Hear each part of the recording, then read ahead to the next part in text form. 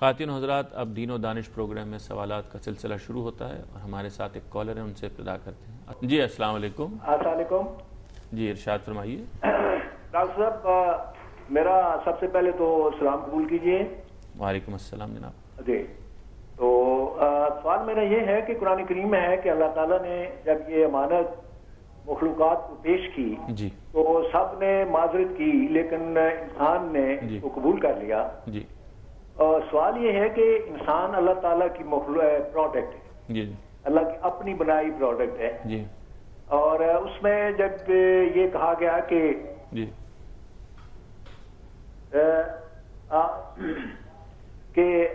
یہ انسان نے بڑھ اٹھا لی، انسان بڑا جاہل اور ظالم ہے، جی کہ اسی جگہ قرآن کریم میں کہا فرمایا کہ یہ بڑا تھوڑ دلا ہے۔ جی ٹھیک۔ تو یہ بڑی عجیب سی بات ہے کہ اللہ کی اپنی ہی پروڈکٹ ہے اور اسی پہ اللہ تعالیٰ یہ لگا رہے ہیں، دے رہے ہیں۔ اسی سوال سے ایک اور اسی آج سے ایک دوسری چیز جو پیدا ہوتی ہے وہ یہ پیدا ہوتی ہے کہ کیا دوسرے مخلوقات کو عقل اور شعور تھا جب یہ ان کو امانت دی گئی، اس کی بنیاد پہ انہوں نے انکار کیا؟ کیونکہ جنرلی عموماً عقل اور شعور کا جو ہے یہ صرف 2-3 ہی مخلوقات کا ذکر ہوا ہے، تو پہاڑوں کو یا دوسری جمادات کو کیا کوئی عقل و شعور تھا؟ یہ میرے 2 سوال ہیں، کائنڈلی غامدی صاحب کو میرا سلام بھی ہے اور رمضان مبارک بھی ہے اور جواب بھی چاہوں گا۔ تھینک یو جناب۔ یہ بات یہ ہے کہ یہ جو واقعہ قرآن مجید میں بیان ہوا ہے یہ اسی طرح کا اسلوب ہے جیسے ہم عام طور پر اردو میں بھی اختیار کرتے ہیں کہ ہماری آنکھ روشنی کو قبول نہیں کرتی، یعنی جو صلاحیت ہے اس کے بیان کا طریقہ بھی ادب کی زبان میں یہی اختیار کیا جاتا ہے۔ تو وہاں یہ بیان کیا گیا ہے کہ جو ارادے اور اختیار کی امانت ہے، ارادہ اور اختیار کوئی معمولی چیز نہیں ہے، یہ وہ چیز ہے کہ جس کو انسان نے تو قبول کر رکھا ہوا ہے، اس لیے کہ وہ ایک باشعور مخلوق ہے، اللہ تعالیٰ نے اس کو اس کا احساس دیا ہے، اس نے تشکیل اس طریقے سے کیا ہے کہ فَأَلْهَمَهَا فُجُورَهَا وَتَقْوَاهَا۔ تو ارادے کو اور اختیار کو انسان نے اپنے لیے ایک شرف سمجھ کر قبول کر لیا ہوا ہے۔ تو اس میں یہ بتایا گیا ہے کہ پہاڑ بھی یہ اتنی بڑی چیز ہے کہ اس کو آسانی سے قبول کرنے کے لیے تیار نہیں ہو سکتے تھے، انہوں نے ابا کی، اس سے انکار کر دیا۔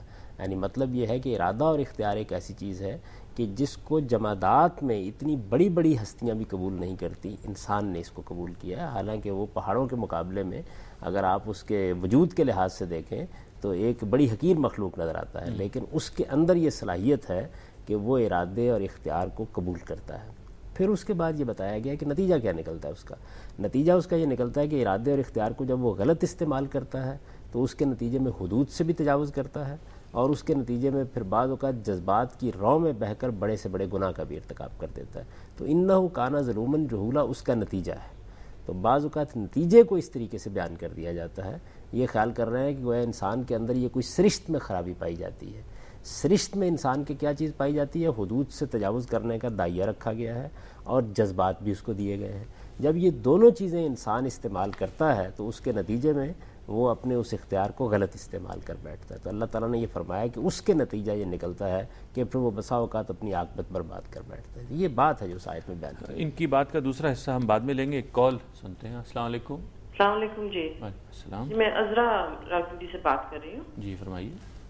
بھائی میرے ایک 2 پروگرام پہلے بھی آپ سے بات ہوئی تھی، غامدی صاحب سے تھوڑا میرا پرابلم زیادہ ہے۔ بچی کو SMS کے ذریعے جی اس کے میاں نے طلاق بھیج دی تھی۔ جی جی اب اگر وہ اس سے یعنی انکاری ہو گیا محض حق مہر نہ دینے کے لیے، ٹھیک ہے، جبکہ ہمیں پتہ ہے کہ یہ طلاق ہو گئی ہے اور ہو چکی ہے، اس سلسلے میں کیا حیثیت ہے اس طلاق؟ جی بہت شکریہ۔ پلس ایک اور سوال ہے جی کہ اس ینگ بچی کو جب طلاق ہو جائے تو عدت کی کیا شرعی حیثیت ہوتی ہے، کیا ٹائم ہوتا ہے اور کس طرح آبزرو کرنی چاہیے؟ پلیز اس پہ روشنی ڈالیں۔ جی بہت شکریہ۔ یہ میں سوال کا ابتدائی حصہ سمجھ نہیں سکا۔ SMS پہ طلاق کا ایک سوال پہلے آیا تھا، آپ نے فرمایا تھا کسی بھی طریقے سے طلاق دی جائے جو باقاعدہ طریقہ ہو اور تو وہ ہو سکتی ہے۔ اب وہ کہہ رہے ہیں کہ SMS پہ طلاق دینے کے بعد اب شوہر اس کو نہیں دینا چاہتا طلاق، تنازع ہے حق مہر کا، کیونکہ وہ حق مہر ادا نہیں کرنا چاہتا۔ اس بارے میں آپ کی کیا رائے؟ نہیں، سوال یہ ہے کہ وہ کیا کہتا ہے، اس نے پہلے طلاق دی تھی؟ تفصیل انہوں نے کوئی نہیں اگر تو اس نے طلاق دی تھی اور وہ یہ کہتا ہے کہ میں نے طلاق دی تھی اور بقائمی ہوش و حواس دی تھی، سوچ سمجھ کر دی تھی، تو پھر ظاہر ہے کہ طلاق ہو گئی۔ اگر اس نے طلاق دی تھی ایک ہی اور یہی دینی بھی چاہیے، تو ظاہر ہے کہ پھر عدت کا زمانہ ہوگا جس میں وہ رجوع بھی کر سکتا ہے. تو کیا وہ رجوع کرنا چاہتا ہے؟ کیا یہ اس کے لیے تیار ہے؟ ان کے ہاں کوئی نزاع تو نہیں ہے؟ تو اس میں بہت سے سوالات ہیں. مہر تو اسے ہر حال میں ادا کرنا ہے. اچھا وہ واپس لینا چاہتا ہے اپنے فیصلے کو، تو عدت کے دوران میں اللہ نے اس کو حق دیا ہے، وہ واپس لے سکتا ہے، اس میں تو کوئی دو رائے نہیں ہو سکتی. اور عدت کتنی ہوتی ہے انہوں نے یہ پوچھا ہے، تو 3 ماہ یعنی 3 ایام آ جانے چاہیے. اسی کو قرآن مجید میں ثلاثت و قروء کے الفاظ ہیں، عدت کے طور پر مقرر کیا ہے. عدت کا مقصد کیا ہے؟ تاکہ یہ معلوم ہو جائے کہ بچے کا کوئی معاملہ نہیں ہے، یعنی بچے ہی کے معاملے کو واضح کرنے کے لیے یہ مدت مقرر کی گئی ہے.